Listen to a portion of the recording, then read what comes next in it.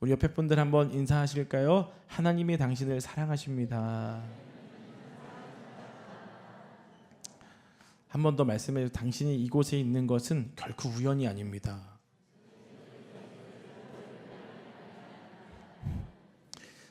우리가 그냥 왔을 수도 있고 끌려왔을 수도 있지만 결코 우연이 아닌 하나님의 놀라운 섭리와 계획하심에 있는 줄로 믿습니다. 오늘은 무너진 인생을 다시 세우시는 반석이라는 제목으로 말씀의 은혜를 나누고자 해요. 지난주 말씀에서 우리가 나눈 것은 하나님은 광야에서도 길을 내시는 분이다 나누었어요. 하나님 말씀에 순종했던 빌립이라고 하는 한 사람, 또 에디오피아 넷이 얼마나 갈급함이 있었어요. 두 사람이 만나니까 에디오피아 넷의 갈급함이 해결되고 기쁨으로 자신의 삶으로 돌아가게 되죠. 한 사람의 변화는요, 사람들과의 만남 속에서 이루어집니다. 그런데 가장 중요한 건 누가 이루시는가? 하나님이라는 거예요.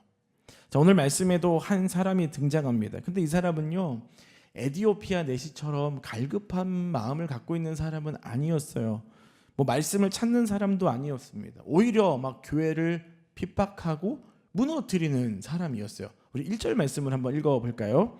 사울이 주의 제자들에 대하여 여전히 위협과 살기가 등등하여 대제사장에게 가서, 아멘. 사울이라는 사람이 있는데 살기가 있고 위협이 있대요. 여러분 이런 사람 만나보셨어요? 이런 사람 만나면 어떻게 해야 돼요?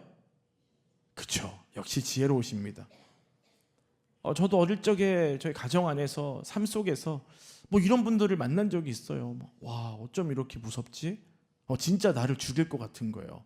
그런 사람들을 만나봤습니다. 너무 힘들어요. 근데 우리 성도님들은 지혜로우시니까 이런 사람들 만나면 재빨리 피해야 되거든요. 근데 그런 생각 하게 될 것 같아요. 왜 피합니까? 그 사람이 바뀔 거라는 생각이 없기 때문이죠. 단순히 지금 내가 저 사람 때문에 피해를 입는다를 넘어서 저 사람은 바뀌질 않기 때문에, 바뀔 수가 없기 때문에 오히려 내가 피하는 게 낫다라는 생각 아니겠습니까? 자, 그럼 또 한 가지 생각을 해볼게요. 하나님은 그런 사람들을 변화시키고 싶어 하실까요? 또 한 가지요. 하나님은 그 사람도 변화시킬 수 있으실까요? 자, 여러분은 어떠세요? 나랑 상관없는 사람인데 굉장히 살기가 등등하고 위협적인 사람들이 있습니다. 나와 상관없어요. 근데 그 사람이 변화되기를 원하십니까? 하나님이 그들을 바꾸기를 원하세요? 근데 만약에, 아멘 하셨어요? 근데 만약에 그 사람이 나에게 엄청난 손해를 줬어요. 감정적인 상처, 물질적인 손해, 육체적인 어떤 손해? 근데 그 사람이 바뀌기를, 하나님이 그 사람을 바꾸어 많은 사람들에게 칭찬받고 많은 사람의 기쁨이 되기를 원하십니까? 아까보다 작아졌잖아요. 이게 쉽지가 않은 거예요. 그렇잖아요. 분명히 하나님은 가능하시고 하나님은 하실 수 있는데 나와 상관없는 사람을 바꾸신다는 건 오케이예요. 근데 그게 아니라 나를 힘들게 하고 나를 아프게 하고 나를 너무 괴롭힌 사람을 하나님 바꾸셔서 수많은 사람들에게 칭송받게 한다? 아멘하기가 쉽지 않은 거죠. 자, 그럼 한 가지 더요. 그런 사람들의 과거를 볼 때 하나님께서는 어떻게 생각하실까? 과거라고 한다면 그 사람들이 잘못이겠죠. 잘못된 행동들이겠죠. 하나님은 어떻게 여기실까? 자, 그럼 한 가지 더 나아가세요. 자, 나라고 하는 사람을 보는 거예요. 나의 과거는 하나님이 어떻게 생각하실까? 우리의 과거를 하나님은 다 아십니다. 여러분은 스스로는 알고 있죠.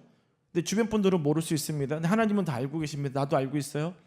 자, 여러분의 과거를 하나님께서는 어떻게 생각하리라 생각이 드십니까? 그 모든 걸 아시는 하나님께서 저와 여러분의 인생에 새로운 삶을 시작할 수 있도록 해주실 수 있을까요? 내가 과거가 있는데요? 그 어떤 연약함이 있는데요? 사실 답하기가 어려운 거예요. 자, 근데 오늘 말씀에서는 그 질문에 대한 답을 주십니다. 예수를 만나면 되는 거예요. 자, 그 해답을 한번 발견해 가도록 하겠습니다. 첫 번째는요, 인간은 스스로 무너진 길을 확신하며 살아갑니다. 한 선장이 배에서 엔진을 바꿨어요. 최신 엔진으로 바꾼 거예요. 최고급. 마력이 너무 좋은 거죠. 얼마나 또 부지런한지 엔진 바꾸고 나서 엔진 소리 꽝꽝 내면서 선원들을 태우고 전속력으로 달려가는 거예요. 다른 배들보다 훨씬 빠르게 움직였습니다. 열심히 했어요. 그때 선원들이 궁금한 게 한 가지가 있는 거예요. 근데요, 선장님, 저희가 여기로 가는 게 맞나요? 선장이 자신 있게 말하는 거예요. 걱정하지 마. 나는 지금 누구보다 열심히 하고 있어. 걱정을 하지 마. 문제는 엔진이 아니라 방향이죠. 알고 봤더니 목적지와는 정반대로 간 거예요. 결국 누구보다 빠르게 달렸지만 가장 멀리 벗어나게 된 것이었습니다. 사울도 마찬가지라는 거예요. 사울은 확신에 찬 사람이었습니다. 자기 생각, 자기 확신에 대해서 흔들림이 없는 굉장히 강한 사람이었어요. 자신이 옳다고 믿었습니다. 그래서 자신은 지금 하나님을 위해 열심히 일하고 있어. 내가 하는 게 맞아. 이 일을 통해서는 하나님 기뻐하실 거고 영광 받으실 거야. 이 생각으로 열심히 하는 거예요. 내 이 일을 통해서 나는 지금 진리를 지키고 있고 놀라운 일이야. 이런 생각을 하는 거죠. 그래서 교회를 핍박하는 거예요. 성도들을 가져다가 옥에 가두고 심지어는 사람이 돌에 맞아 죽어도 합당하게 여기는 것이죠. 자, 2절 말씀 읽어볼까요? 다메섹 여러 회당에 가져갈 공문을 청하니 이는 만일 그 돌을 따르는 사람을 만나면 남녀를 막론하고 결박하여 예루살렘으로 잡아오려 함이라. 아멘.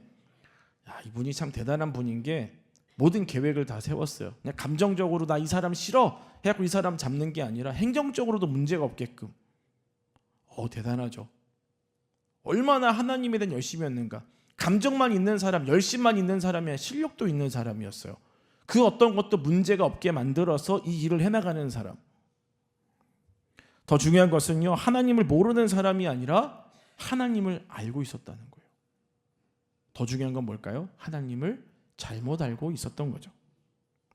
여러분, 이게 더 무섭습니다. 하나님을 모르는 사람보다요, 하나님을 안다고 생각하지만 잘못 알고 있는 사람들이 더 오해가 될 수 있어요. 듣는 얘기들이 많잖아요. 교회에서 교회가 어떻더라, 목사가 어떻더라, 장로가 어떻더라, 이런 얘기들, 교회 안 다니는데 막 그런 얘기 들은 사람들은 그게 교회라고 생각해서 오히려 교회 이러면 아이고 사기치는 놈들 집단, 이렇게 생각할 수도 있다는 거예요. 직접 본인이 알지도 못하면서 그런 들은 걸로 내가 안다라고 생각하면서 그렇게 여기는 것이죠. 저와 여러분들이 근데 교회를 이렇게 나오면서도 하나님을 믿으면서도 잘못 알게 되면 문제가 될 수 있는 게 뭐냐면 나를 점검하지를 않아요. 사울은 틀린 길로 가고 있었지만 자기가 틀렸다고 생각하지 않았습니다. 확신했기 때문이죠. 더 열심히 했습니다. 여러분, 우리가 이 열심이라는 단어 한국 사람한테 빼면 시체죠. 우리 얼마나 열심히 합니까? 빨리빨리. 외국 사람들도 다 알아요. 빨리빨리 최선을 다해서, 열심을 다해서. 회사에서도 일찍 열심히 일하죠. 가정에서도 열심히 하죠. 사람들과의 관계에서도 굉장히 열심히 해요. 열심히 삽니다. 한국 사람 진짜 열심히 살아요. 최선을 다해요. 하루 종일 메신저로 연락하면서도 저녁에 만나서 뭐 그렇게 할 말이 많은지, 얼마나 많은 관계들을 맺어가고 얼마나 열심히 합니까? 최선을 다하는 거예요. 그런데 중요한 건 뭐냐면요, 우리가 관계를 맺으며 살아가는 그런 것뿐만 아니라 내가 옳다고 생각하는 거 멈추지를 않아요. 내가 지금 화가 나는 거 옳은 거야. 그러니까 화를 계속 내는 거죠. 내가 지금 이 상황 때문에 서운한 거 옳은 거예요. 내가 맞는 거예요. 그러니까 계속 서운함을 얘기하는 거예요. 멈추지를 않아요. 계속 얘기를 해요. 나를 돌아보지를 않습니다. 내 판단이 맞다고 생각하면은요, 다른 사람 얘기 듣지도 않아요. 저도 이제 가끔씩 어떤 분 만나서 신방도 하고 어떤 때는 상담도 하잖아요. 이미 답을 다 갖고 오시더라고요. 그래서 저는 동의만 해드리면 돼요. 잘하셨어요.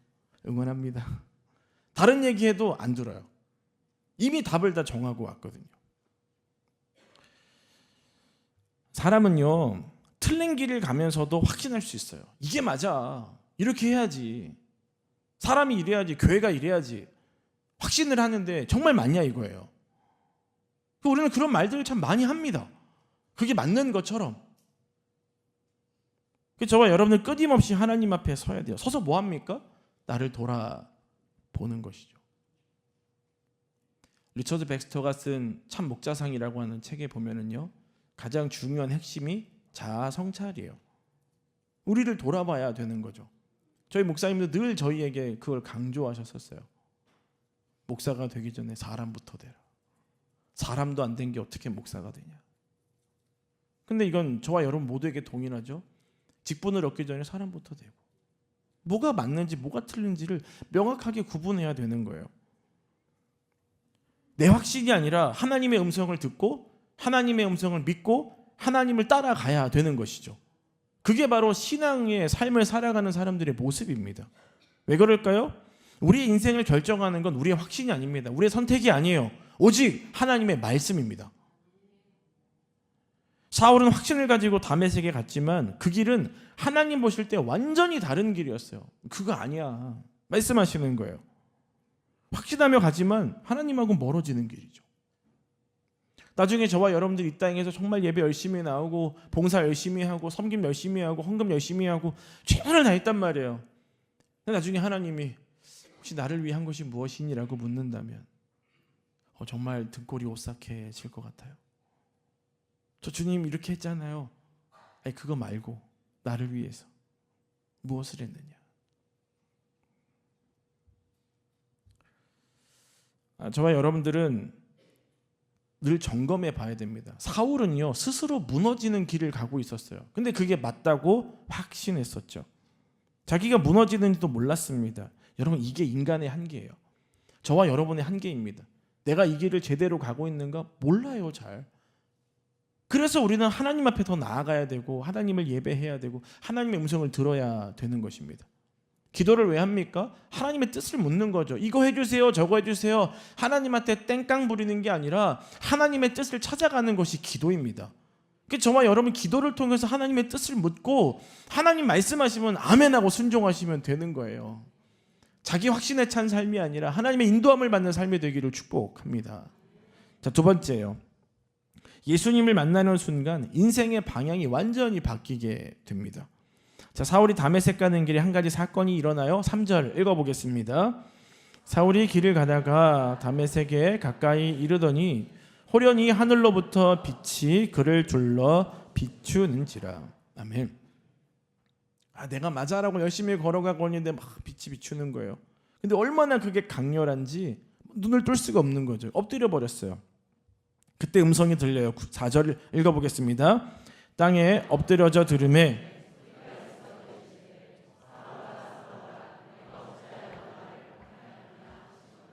아멘. 여기서 중요한 것은 사울아 사울아 네가 어찌하여 나를 박해하느냐, 이 말씀이 굉장한 중요한 진리입니다. 예수님은 왜 예수 믿는 사람 박해해? 왜 교회를 힘들게 말하지 않으세요? 왜 나를 박해하느냐? 예수님은 교회와 예수님을 동일하게 여겨주시는 거예요. 자, 그러면 우리 옆에 있는 분들을 볼 때 우리가 갑자기 신앙 공동체를 이루며 살아갈 때 옆에 있는 분들을 볼 때마다 누가 생각이 나야 됩니까? 예수님이 생각나야 되는 거예요. 옆에 있는 나와 함께 공동체를 이루어가는 사람을 상처 주고 아프게 하고 손해보게 하면 예수님 묻겠죠. 너 왜 나를 아프게 하느냐? 너 왜 나를 상처 주느냐? 이 공동체에 굉장히 중요한 원리를 말씀해주고 있습니다. 내가 어찌하여 나를 박해하느냐, 이 질문 앞에 사울은 멈출 수밖에 없었어요. 얼마나 그 걸음이 당찼겠습니까? 서류도 있겠다, 마음도 있겠다, 열정도 있겠다, 엄청났을 거잖아요. 근데 하나님이 그를 멈추신 거예요. 그리고 그도 하나님께 질문할 수밖에 없었습니다. 자, 5절이에요. 한번 읽어볼까요? 대답하되 주여 누구시니까? 이르시되 나는 네가 박해하는 예수라. 아멘. 여러분, 이 질문을 통해서 이 사울의 인생이 완전히 전환점이 생겨버린 거예요. 예수님이라고? 자기는 지금까지 하나님을 안다고 생각했어요. 이게 맞다고 생각했어요. 근데 그게 아니라는 걸 알게 된 것이죠. 여러분, 신앙의 전환점은요, 난 알아 라는 데서 오지 않습니다. 저는 잘 모릅니다에서 오는 거예요. 제가 신앙생활을 몇 년 했는데 모르겠습니까? 제가 성경을 몇 번이나 읽었는데 모르겠습니까? 다 알죠. 다 알죠. 다 알아요. 뭐 말만 하면 다 아신대요. 정말 그 아시는 부분에 그러면 삶을 얼마만큼 살아내고 계십니까? 저와 여러분들은 사실 이 질문을 스스로에게 해봐요. 내가 정말 아는가? 저와 여러분들이 신앙생활에서도 우리가 알고 있는 하나님이 전부가 아닐 수도 있어요. 근데 빙산의 일각 아주 작은 부분만 봐놓고서 하나님을 다 안다고 말을 하죠. 어릴 때 저도 신앙생활할 때 뭐 교회 형들한테 물어보잖아요. 그러면 야, 그런 거 질문하지 마. 무조건 믿어. 알겠습니다, 형님. 뭐 그랬죠. 괜히 물었다가 괜히 형들한테 혼났거든요. 너 어디서 그런 걸 물어봐. 큰일 나려고. 그냥 믿으래요. 무조건 믿는 거예요. 근데 그러다 보니까 그게 뭔지를 모르겠는 거죠. 어떤 때는 저는 아버지 상처가 많기 때문에 엄한 아버지잖아요. 그러니까 하나님이 엄하게 느껴져요. 되게 무서운 분. 근데 제 친구는요, 아버지한테 사랑을 많이 받았어요. 그러니까 하나님이 너무 좋아. 사랑이 많은 분이에요. 그럼 제가 믿는 하나님하고 친구가 믿는 하나님이 틀린 거예요? 제가 다 알지 못하는 것뿐인 거죠. 아직 그 하나님을 경험하지 못한 것뿐인 거죠. 그리고 잘못된 부분이잖아요. 내 어떤 감정, 경험에 의해서 하나님을 보게 되고, 성경은 성경 그대로, 텍스트 그대로 봐야 됩니다. 근데 그걸 볼 때마다 자꾸 감정이입을 하잖아요.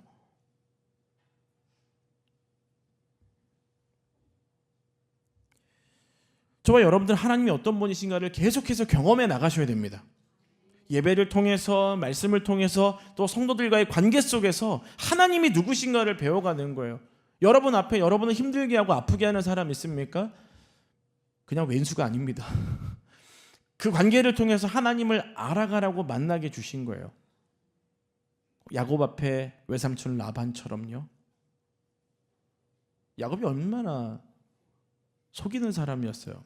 근데 더 고수를 만나잖아요. 외삼촌 라반이요. 그런 시간들을 통해서 우리는 나를 알아가지만 하나님을 결국은 알아가는 것이죠. 이런 맥락에서 사울이 질문하니까 예수님 대답합니다. 나는 내가 박해하는 예수다. 한 대 맞은 것 같은 거예요. 인생이 완전히 뒤집어지는 질문이죠. 사울은 지금 하나님을 위해 살아가고 있다고 생각했습니다. 실제로는 예수님을 대적하고 있었어요.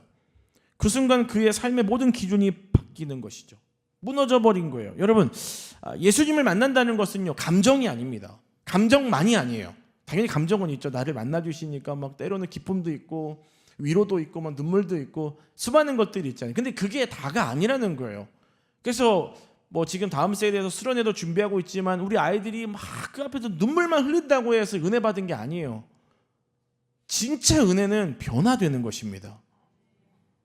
기준이 바뀌고 방향이 바뀌고 내 정체성이 바뀌는 거예요.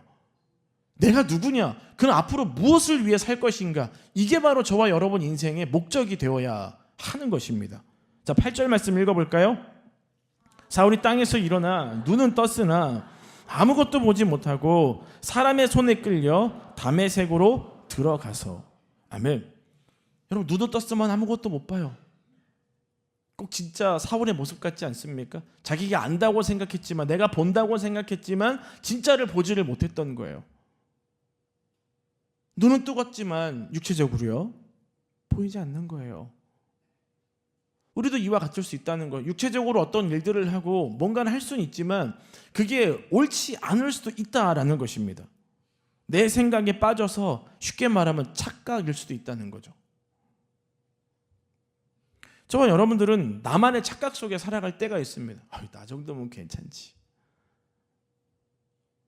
근데 만약에 그 생각으로 정말 그렇게 살아낸다면 정말 훌륭하신 분입니다. 근데 우리가 사람을 어떤 태도를 말할 때 내가 아는 나가 있고 나는 모르는데 남이 아는 게 있죠. 더 중요한 건 나도 나를 모르는데 남도 나도 몰라요. 뭐 그런 것도 있습니다. 근데 정말 저는 위험한 게 이거라고 봐요. 다른 사람 다 아는데 나만 몰라요.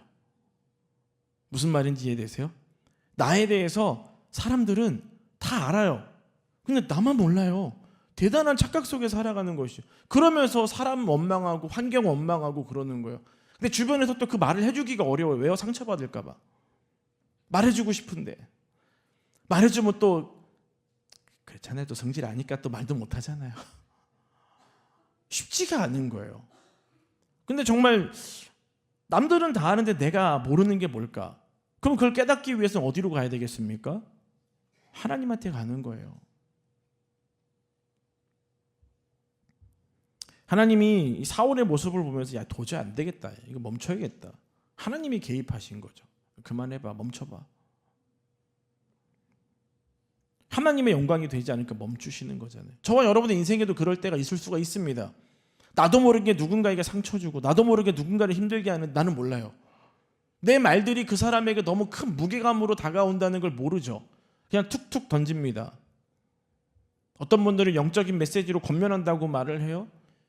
여러분, 그 말하는 것 자체가 정말 사랑하는 마음인가 교만인가 생각해 보셔야 됩니다. 예전에 저희 교회에 정말 영성 있는 분이 오셨는데 아버지 사랑에 대한 부분이었는데 예언 기도해 주실 때 그분이 정말 아버지의 사랑으로 따뜻함으로 해줬어요.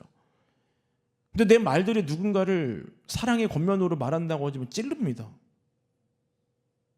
내가 좀 성경을 봤다고, 내가 좀 기도한다고, 영적인 눈이 열렸다고 말하잖아요. 상처받는 거예요.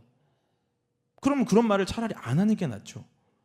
듣는 사람은 그게 정말 사랑으로 다가오질 않거든요. 그러니까 하나님이 멈추시게 하는 거예요. 그만해. 멈춰. 내 방식을 멈추시고 내 계획을 멈추시고 내 확신을 무너뜨리는 거예요. 근데 그때 우리는 그렇죠. 하나님이 뭘 하신다고요? 당신이 뭘 알아?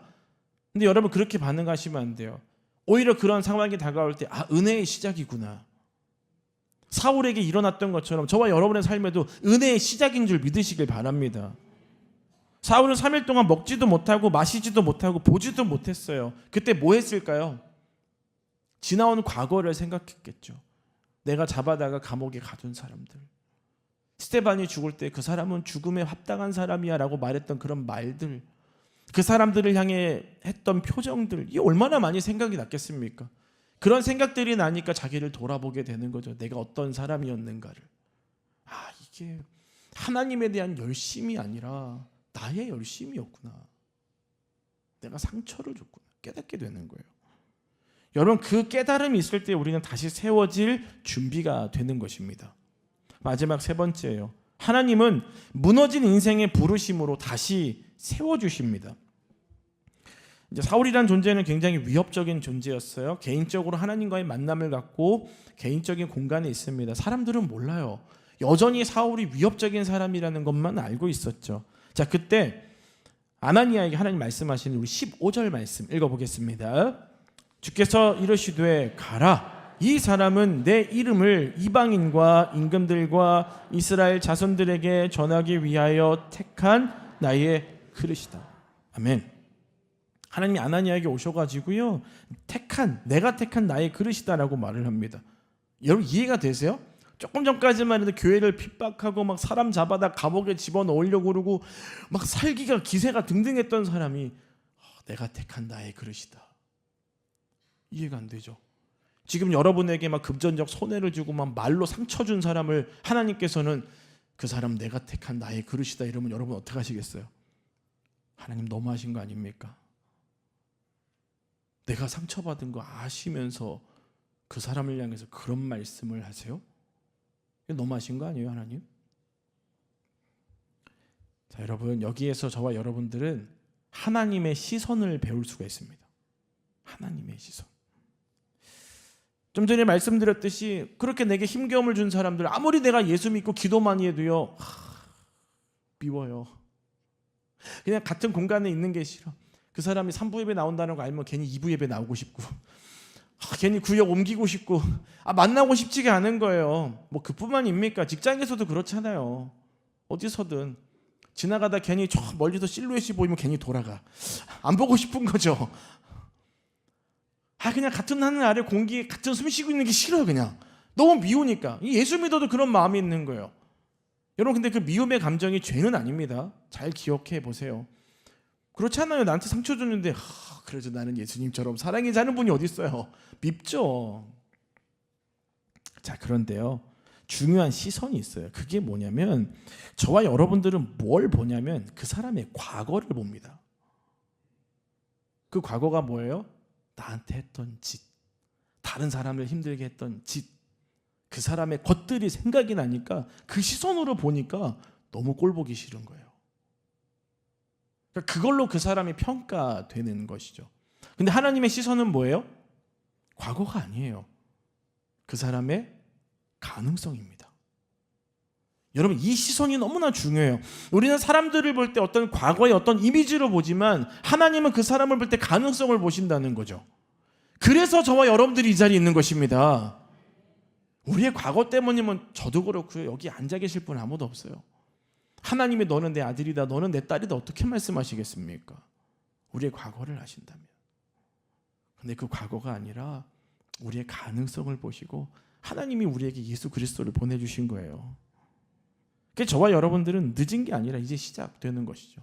나도 그렇고 내 주변에 있는 분들도 마찬가지라는 거예요. 그래서 이 하나님의 시선은요, 저와 여러분들에게 굉장한 소망과 도전을 줍니다. 어떻게 인간관계를 맺어갈 것인가, 어떻게 공동체를 이루어갈 것인가, 어떻게 말씀대로 살아갈 것인가를 배우게 하는 한 가지 굉장히 중요한 것이죠. 하나님의 시선이요. 하나님은요, 완벽한 사람을 부르시는 게 아닙니다. 하나님은 부르신 사람을 새롭게 세워가셔요. 할렐루야. 이건 굉장한 은혜입니다. 하나님이 저와 여러분을 부르셨잖아요. 이제 하나님이 새롭게 세워가시는 거예요. 날마다. 자, 근데 아나니아는 두려워해요. 13절 한번 읽어보겠습니다. 아나니아가 대답하되 주여, 이 사람에 대하여 내가 여러 사람에게 듣사온즉 그가 예루살렘에서 주의 성도에게 적지 않은 해를 끼쳤다 하더니. 아멘. 이 아나니아는 사울을 한 번도 본 적이 없습니다. 근데 사람들에게 들으니까 어떻게 돼요? 그 사람에 대한 정의가 내려진 거예요. 우리도 그렇잖아요. 내가 그 사람 만나지 않았어도 주변 사람들에게 그 한 사람에 대한 이야기를 한 두세 사람한테 들어보세요. 아, 그 사람 그런 사람이지. 결론 내려버리는 거예요. 우리가 인간관계를 그렇게 한다는 거예요. 아나니아도 그랬어요. 아, 저 들어봤는데 이 사람 위험하겠어요. 문제가 있습니다. 어렵겠어요. 근데 하나님 뭐라고 말씀하셨어요? 15절에 가라. 너가 말하는 그런 상황들, 너가 말하는 그에 대한 것들 다 안다. 근데 가라는 거예요. 왜요? 하나님은 과거가 아니라 가능성을 보시기 때문입니다.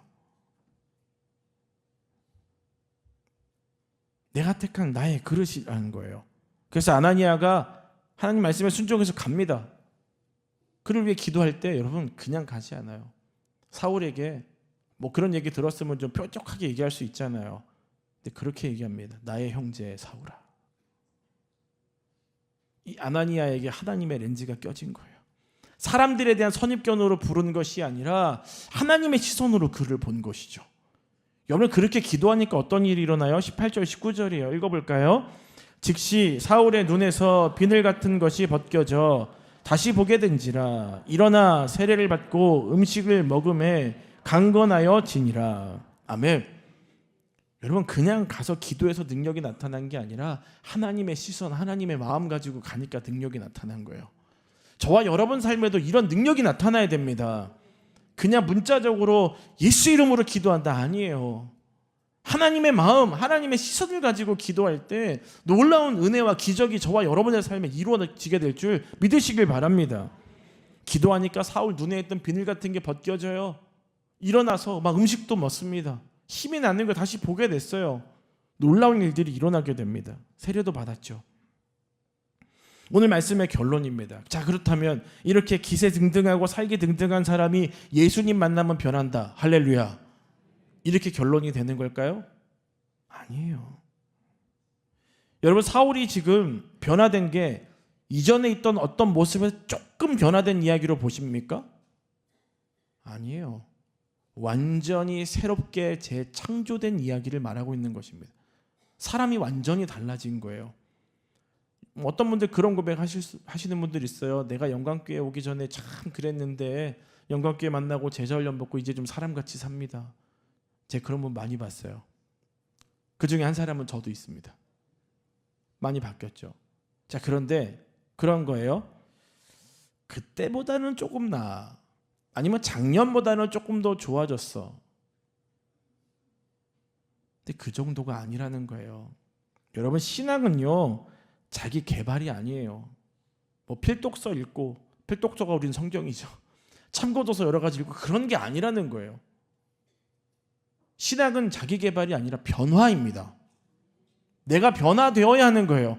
오늘 이 자리에 오셨고 예배를 드리셨다면 오늘 여러분 이 시간 이 자리를 떠나는 순간부터 바뀌셔야 되는 거예요.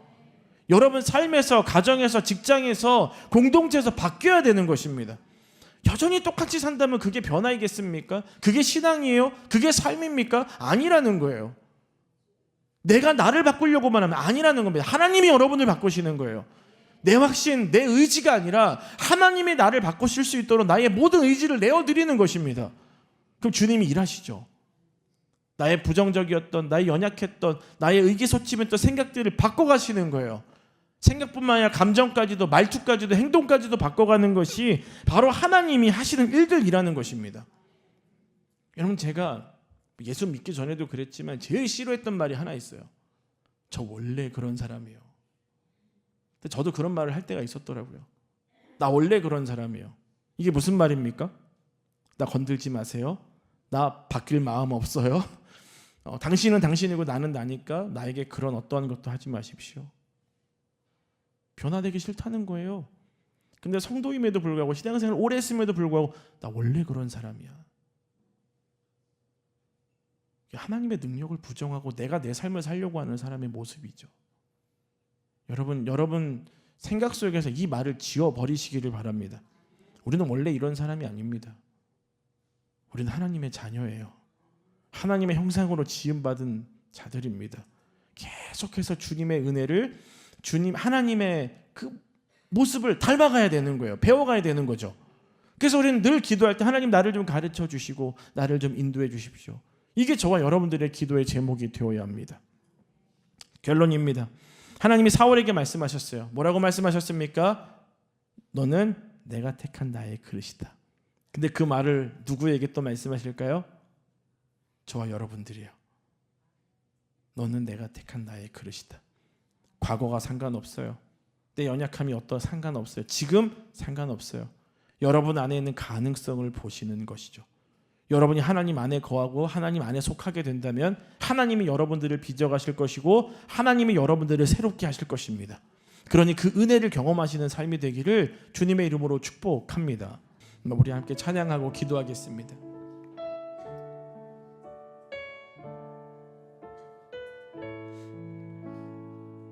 주님 안에 거할 때 우리는 변화됩니다.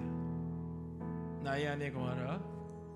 나의 안에 거하라. 나는 내 하나님이니 모든 환난 가운데 너를 지키는 자라. 두려워하지 말라. 내가 널 도와주리니 놀라지 말라. 내 손 잡아주리라. 내가 너를 지명하여 불렀나니 내가 너를 지명하여 불렀나니 너는 내 것이라. 내 것이라. 너의 하나님이라. 내가 너를 보배롭고 존귀하게 여기노라. 너를 사랑하는 내 여호와라. 나의 안에 거하라. 나의 안에 거하라. 나는 내 하나님이니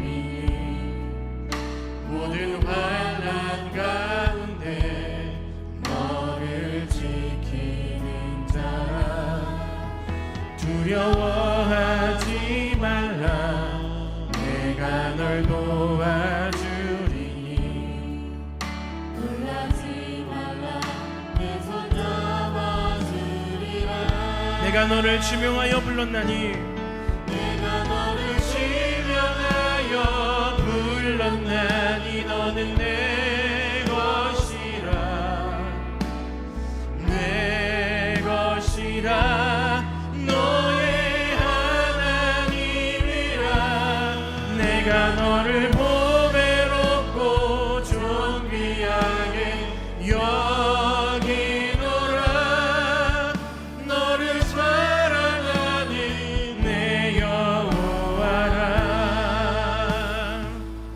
복의 근원 되시는 하나님 아버지, 오늘도 모든 것이 주님의 은혜였음을, 또 우리의 삶이, 내 인생이, 내 전부가 주님의 것이었음을 고백하며 감사하는 마음으로 예물을 올려드리니 받아주시옵소서. 야곱이 요셉을 향해 샘 곁에 무성한 가지라고 축복했던 것처럼 하나님께서 우리 성도님들의 삶에 은혜의 샘물이 끊어지지 않게 하여 주시고, 어디에 심겨 있든지 믿음의 열매와 삶의 열매를 풍성히 맺어가게 하여 주옵소서. 드려진 예물이 복음 전파와 선교, 다음 세대를 세우는 일과 영혼을 살리는 일들 가운데 사용되게 하여 주시고, 드린 손길들을 기억하셔서 늘 하늘의 은혜와 평강으로 채워 주시옵소서. 예수님 이름으로 기도드립니다. 아멘.